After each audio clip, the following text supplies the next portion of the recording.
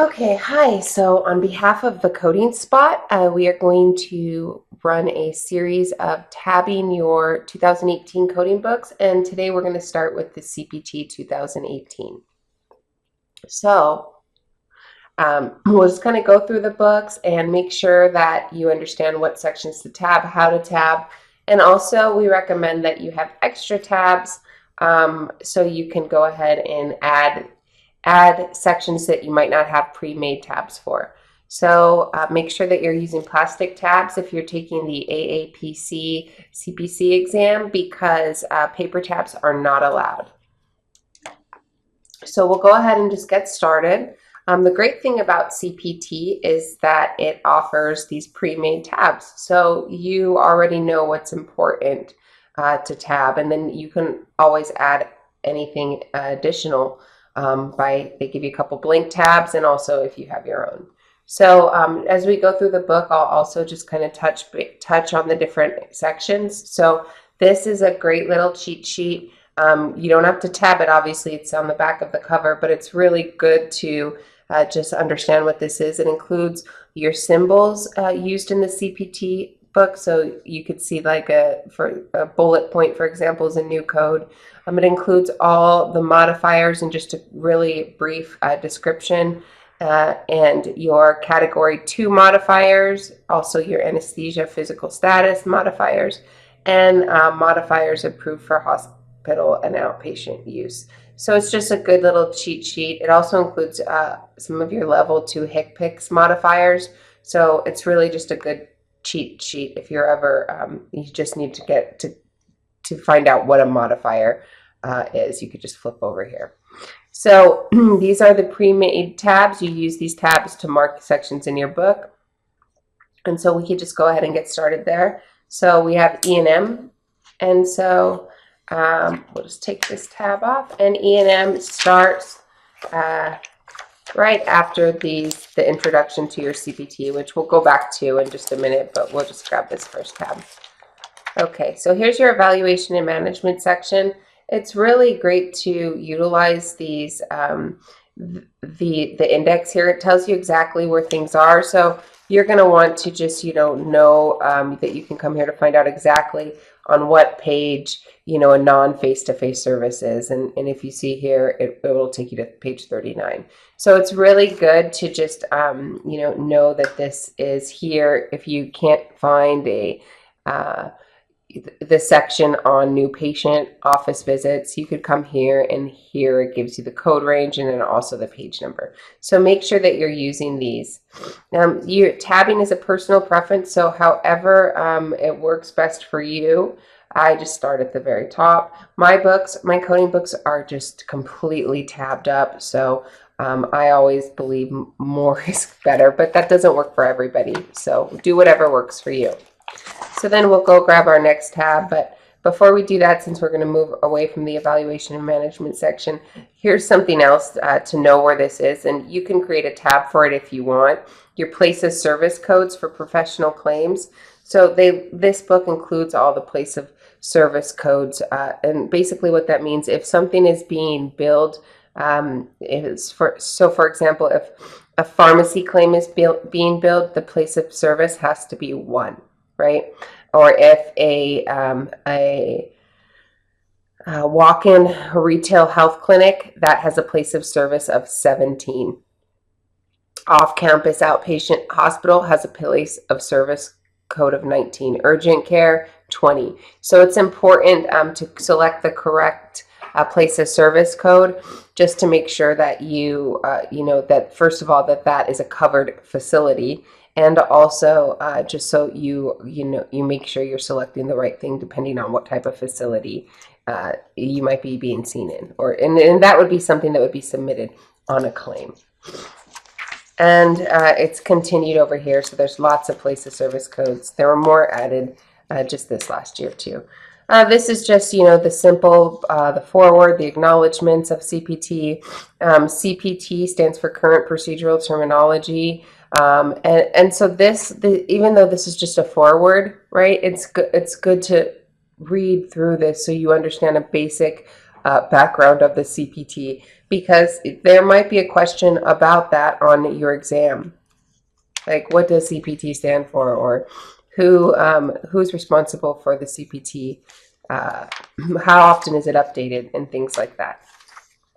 So our table of contents here is for the entire book.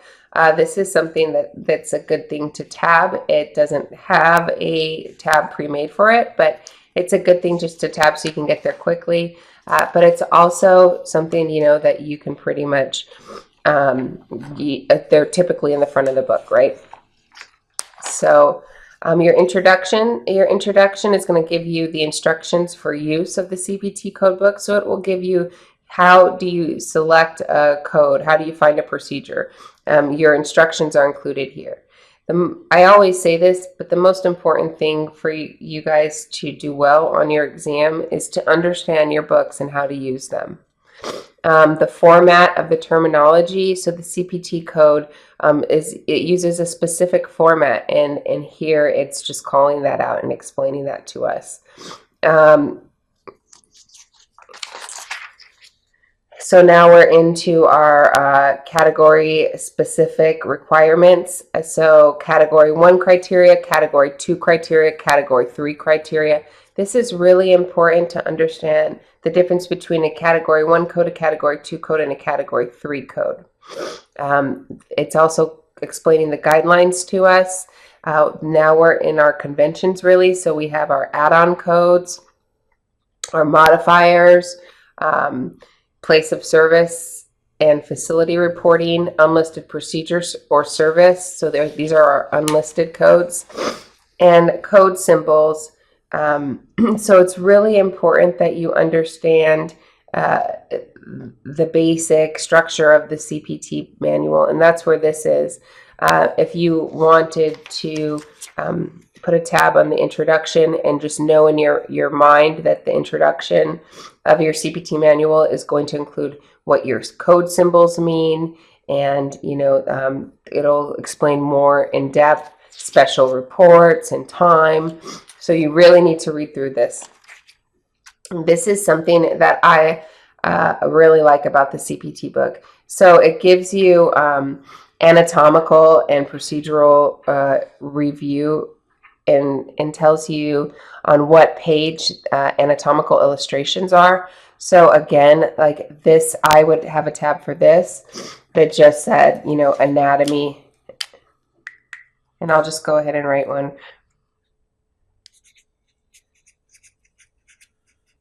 So anatomy, and then I'm just going to put term for terminology too. And so the reason I'm doing that is because if I need to understand, like if I'm taking the exam and I need to understand, maybe part of, or the body planes is a good example because they're really important, and I didn't know where they were located in this book, I could just come to this section here and it's going to tell me the exact page where the body planes are located. So it's XXII, right? Bam, right there. That one's pretty close, but they're all throughout our books. So like you can see here, if you needed to look up the anatomy of the ear on page 437, there's going to be a picture of an ear.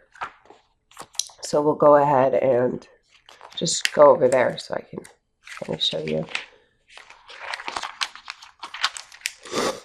Right, so here we go.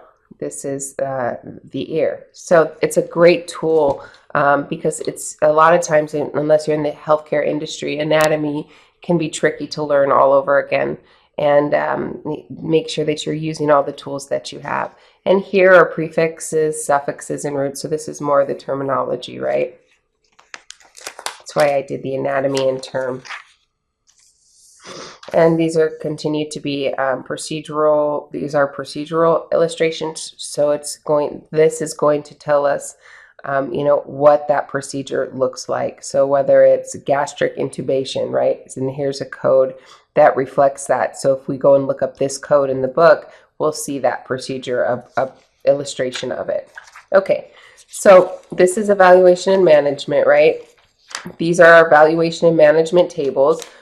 Lots of people use their own, but this, as you go through your chapters, and if you're taking a coding course, then when we're talking about selecting the evaluation and management level of service, these are the tables that you would be referring to. And like I said, lots of people use their own tables. There's so many out there. We have really good ones at the Coding Spot. So if you're a student, make sure that you look at those in the portal. So we have our tab for evaluation and management, right? So we'll go ahead and grab anesthesia. So evaluation and management is a huge section.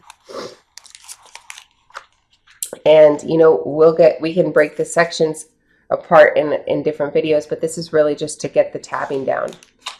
So anesthesia is next, right? And if you see, it's blue and it's blue. So just tab that. Your anesthesia section includes anesthesia guidelines. This is how the CPT book is broken down. So the guidelines are before each section. So now we'll go to our integumentary is next. So integumentary is next. Oh, I'm sorry.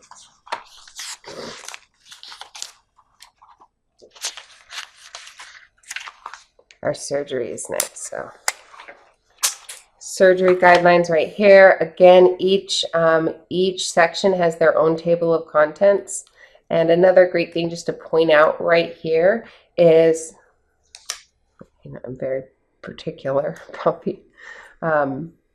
these way the tabs line up. Anyway, is this notes page here. This is for you to write notes down. So this is, if you aren't understanding something and you're preparing for the exam, write those notes down, whether you have, you know, some medical terminology that you just can't seem to remember, or different coding tips about this anesthesia section. This would be where you would write that. Make sure that you're writing up your books. It's so important.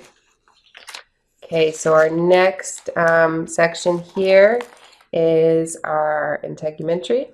And we'll just go ahead and put this there. As you can see, there's a nice little diagram of the skin there. These diagrams are all throughout our book, and I mean, I really love that the CPT is set up that way. Next, we have musculoskeletal.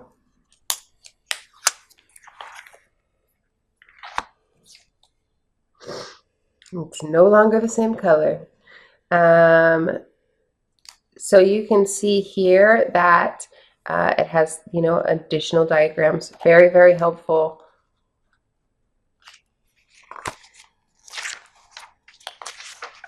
And again, the table of contents, right?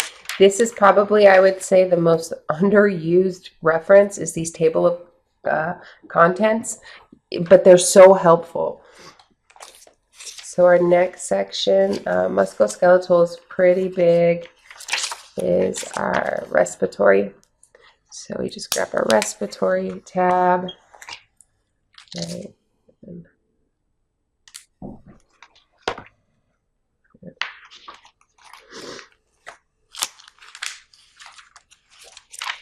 And our next section after that is cardiovascular. Right.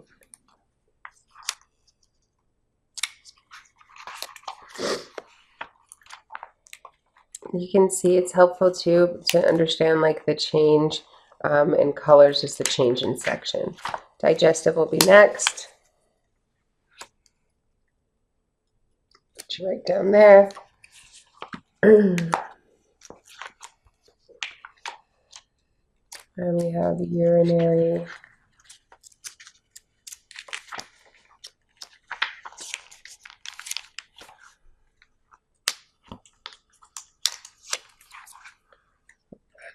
Back up here.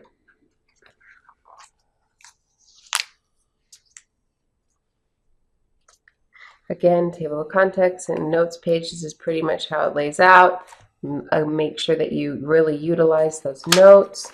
That's what those pages are there for. Your books should be marked up. They should be highlighted, underlined. They should have notes and tabs. You really need to utilize the space to prepare you for the exam. that you can in your book, and also to understand, just the different sections in the structure of your manuals. The most important thing I think I can tell you is to know your books, know your guidelines in all of the coding books. The guidelines are so important. And so, again, in CPT, right, our guidelines will either be in the front of the chapter, or they could be in the front of a category. It can tell you, what you can use with something, what you can't. Pay attention to parenthetical notes. Those are huge. It's saying, whether you can code this with that or this with that.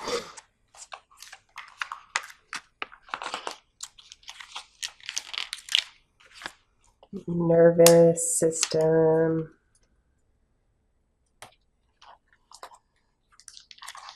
Yeah. Let's see.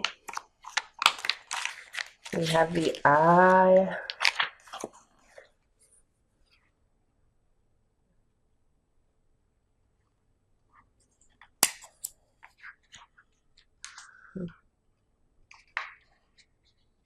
This is kind of, I never noticed that before. It combines two of these sections. So we have this one here, right? And then we have auditory, but we don't have another tab for that. I would actually make my own tab to separate out those two from the eye and the auditory. I know why they are not, because it's such a small section, right? But that's what I'm saying, like, I'm so particular about my code. Radiology, way up here. It's right down there. Sorry.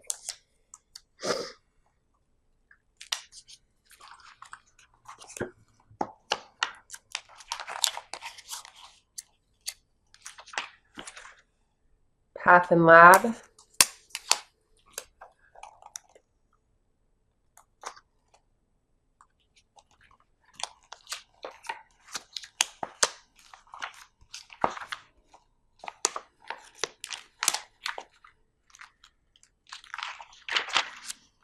Medicine.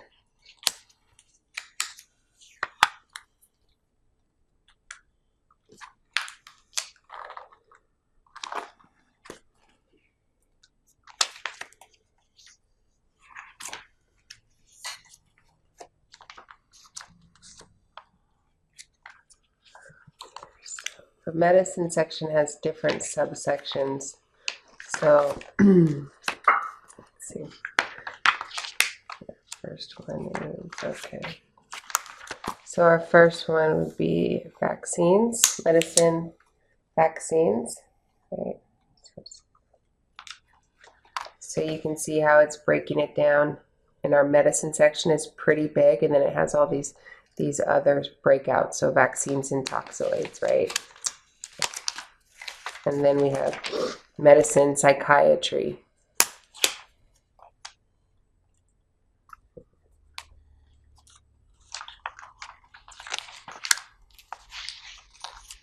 And then dialysis. And we're still in the medicine section, it just really breaks it apart. Gastroenterology, medicine section.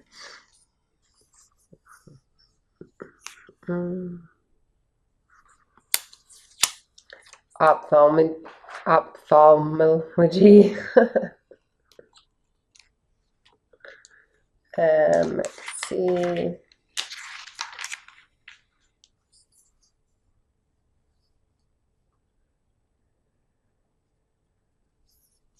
We don't have a tab for that. It's something that we could add if we wanted.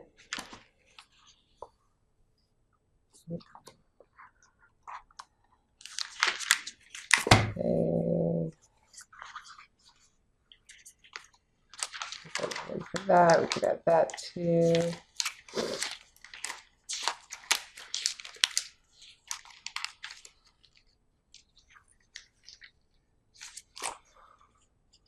Okay, so here's pulmonary.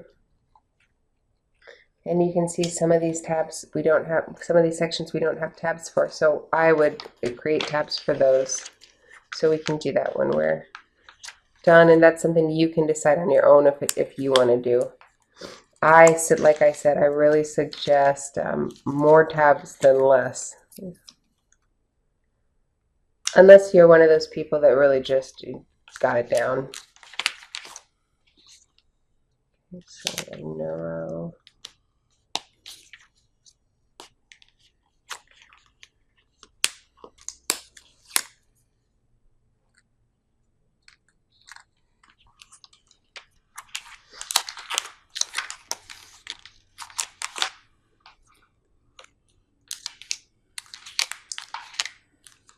We have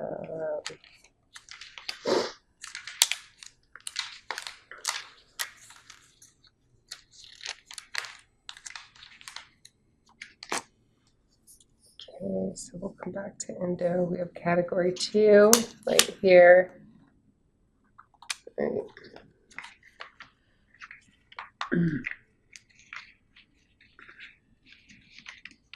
And category 3 right here.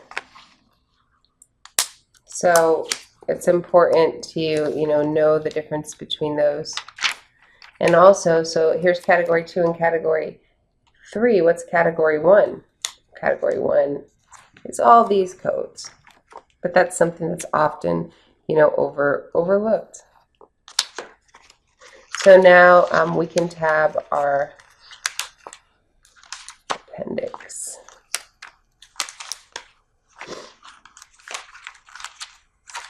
So we have appendix A and B.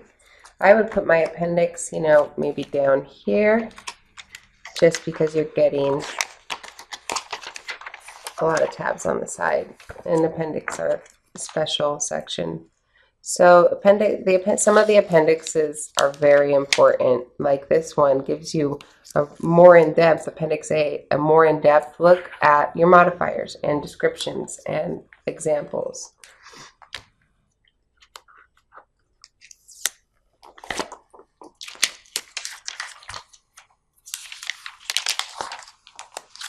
Appendix C is clinical examples.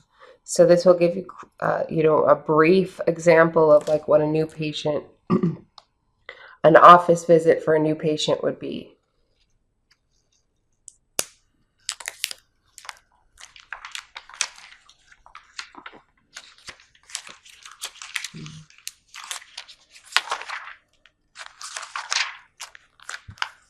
And here's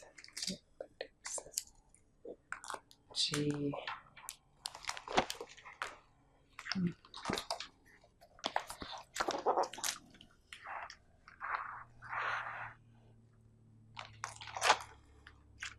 Appendix K through P.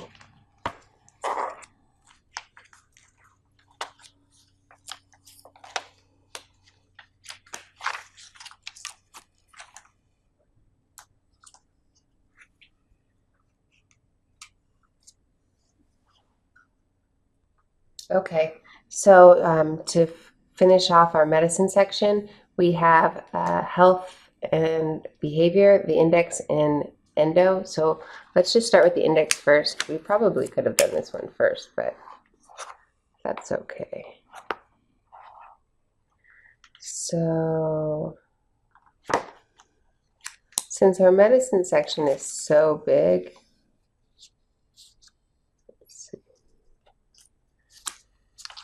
we have a special tab for our index. So I would just actually even put this one right down here. So it's really easy to find. Health and behavior. Let's see.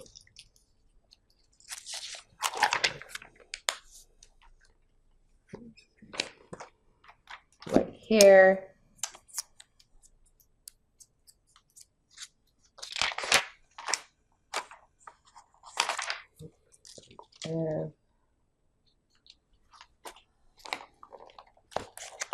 And endo.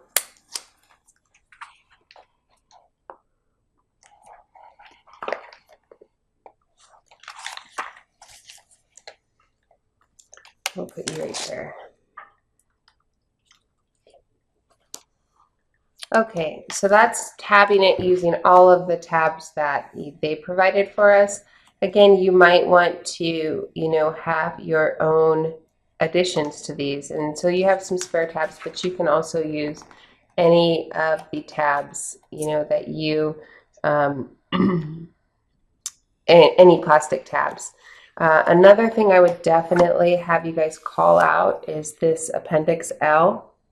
Appendix L is the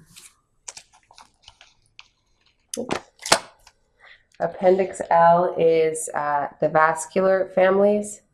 So this is really important. I would write on my tab vascular families.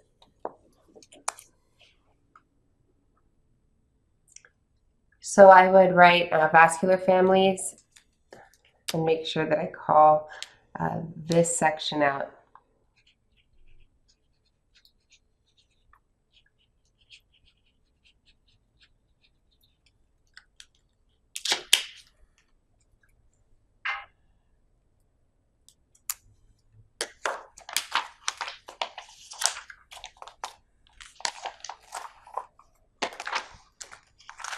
So back here we have our index, right? So I made an index tab for our medicine section because it's so big and it's just easy to get to it quickly. But this is definitely an index to tab, the one in the back of your CPT book. Okay.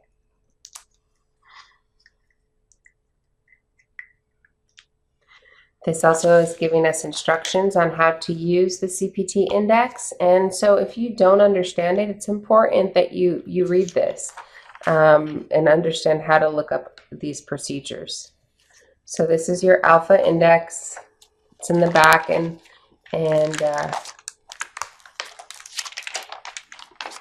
you look your code up there and then you flip it over and you look it up here in the section where it's at. So that's a basic overview of how to tab your CPT book. Again, just make sure if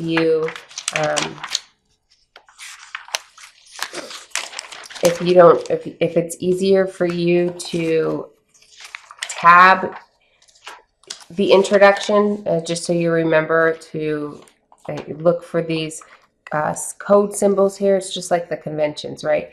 So if you can't remember that it's in the beginning, then make sure that you put a tab, code symbols, right? And so you can just flip to it really easy. But keep in mind too that at the bottom of each of these pages here, they give you the code symbols too.